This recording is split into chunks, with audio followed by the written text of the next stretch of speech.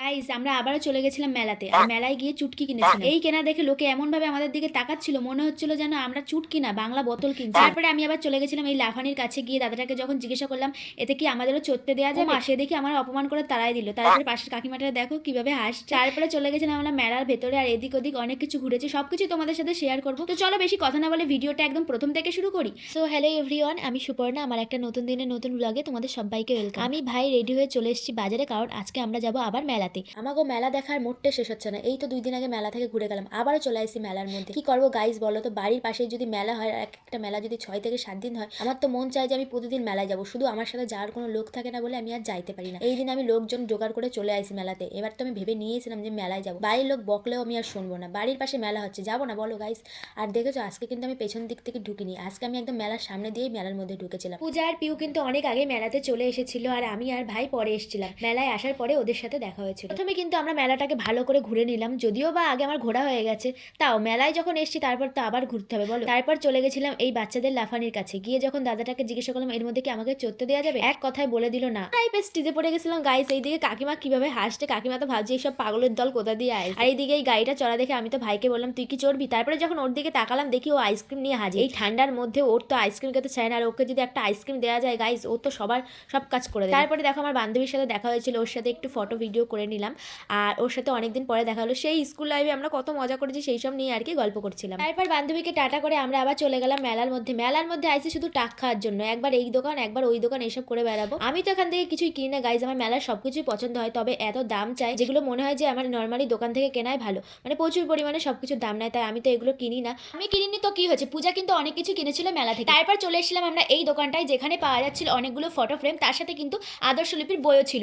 এটা দেখিয়ে ভাইকে বলছিলাম তুই কি এই বইটা কিনবি, ও তো এক কথায় বলে দিল না, মানে ওর সাথে কিন্তু পড়াশোনার কোনো সম্পর্ক নেই। যখনই আমার কোথাও যাওয়ার থাকে আমার ভাই কিন্তু আমার সাথে যাবে, মানে ও আমি যেখানেই যাই না কেন ওকে কিন্তু আমার নিয়ে যেতেই হয়। একদিকে তো আমার ভালোই হয়, তার কারণ ও আমাকে ভিডিও করতে অনেক হেল্প করে দেয়, অনেক ফটো তুলে দেয়। তোমরা যে ভিডিওগুলো আমার দেখো ম্যাক্সিমাম টাইম যখনই ও আমাদের সাথে যায় না কেন, সব ভিডিওগুলো কিন্তু ওই আমাদের করে দেয়। আগে কিন্তু ওকে ভিডিও করার কথা মনে করিয়ে দিতে হতো, এখন আর মনে করাতে হয় না, কারণ ও ভিডিও করতে একেবারে এক্সপার্ট হয়ে গেছে। এইদিকে দেখো ফাংশন কিন্তু শুরু হয়ে গেছে, আর ফাংশনের এখানে কিন্তু প্রচুর লোক এসে জড়ো হয়ে গেছে ফাংশন দেখার জন্য। আমরা তো একবার ফাংশন দেখছি, আবার একবার এইদিক ওদিক ঘুরে বেড়াচ্ছিলাম।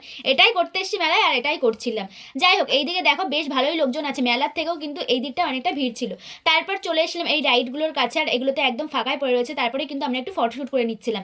এইদিকে পূজা আমার হয়েছিল আজকে ফটোগ্রাফার, আর আমি হয়েছিলাম মডেল, মানে সেই লেভেলেরই একটা ভাব দিচ্ছিলাম। তারপরে আমার ভাই হয়েছিল আমার ভিডিওগ্রাফার, মানে ভাবতে পারছো এইদিকে ফটোগ্রাফার এইদিকে ভিডিওগ্রাফার, আমি তো সেই মজায় আছি। এইসব ভিডিও করতে আমার যে কি পরিমাণ ভালো লাগে, আর তোমরা যে আমার ভিডিওগুলোতে এত পরিমাণ ভালোবাসা দিচ্ছ তার জন্য কিন্তু তোমাদের সবাইকে অনেক অনেক ধন্যবাদ। এইভাবেই কিন্তু তোমরা আমাকে সাপোর্ট করতে থাকো আর আমার ভিডিওগুলোকে দেখতে থাকো, আমার কিন্তু এটাতেই অনেক ভালো লাগবে, আর কিছু তোমাদের থেকে চাই না। তারপরে দেখো এইদিকে নাগরদোলনা টাগরদোলনা সবকিছু তো প্রায় ফাঁকাই পড়ে রয়েছে, আর আমি সব ফাঁকা মানে জিনিসের ভিডিও করে নিলাম। তখন অনেকটাই রাত হয়ে গেছিল, আমাদেরকে তো আবার বাড়িতে ফিরতে হবে। আমরা এক সাইডে দাঁড়িয়ে সবাই মিলে আর কি ফটোশ্যুট করছিলাম।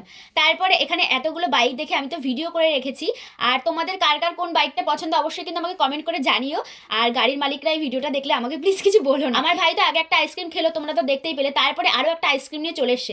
ওর বলেছিলাম না আইসক্রিম হলে আর কিচ্ছু যায় না। মেলা থেকে বেরোনোর সময় মেলার মধ্যে যেই পিঠের দোকানটা বসেছিল ওখান থেকে পূজা আবার ওর মায়ের জন্য একটা পিঠে কিনে নিল। তারপরে এসেছিলাম আমরা আবার এই চুটকির দোকানে, মানে এখানে আর কি অনেক কিছু পাওয়া যাচ্ছিল।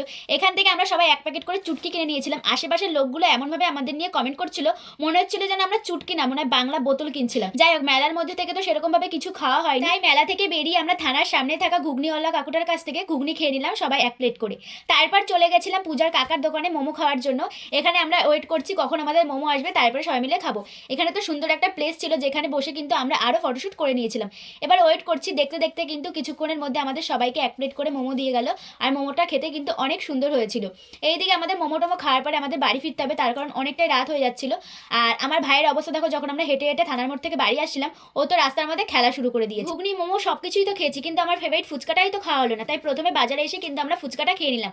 আর তোমাদের কারো যদি ভিডিওগ্রাফারের প্রয়োজন হয় আমার সাথে কিন্তু কন্ট্যাক্ট করো, আমার ভাইকে তোমাদেরকে দিয়ে দেবো পুরো ফ্রিতে, মানে ও যে সুন্দর করে ভিডিও করে দেবে তোমাদের আর বলতেই হবে না।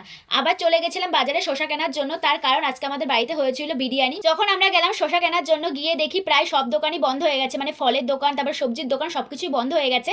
একমাত্র এই দোকানটাই খোলা ছিল বলে আমাদের রক্ষা, মানে অনেকটাই রাত হয়ে গেছিল। এখন যেহেতু শীতকাল পড়ে গেছে চারিদিকে তো শুধু মেলা আর মেলা, তাই পরপর শুধু মেলার ভিডিও আসবে, আর সবকিছুর ভিডিও তোমাদের সাথে আস্তে আস্তে শেয়ার করবো। আমার একটু ভয়েস ওভার দিতে লেট হয়ে যায়। তো আজকের ভিডিওটা এই পর্যন্ত, ভালো লাগলে অবশ্যই কিন্তু একটা লাইক করে দিও।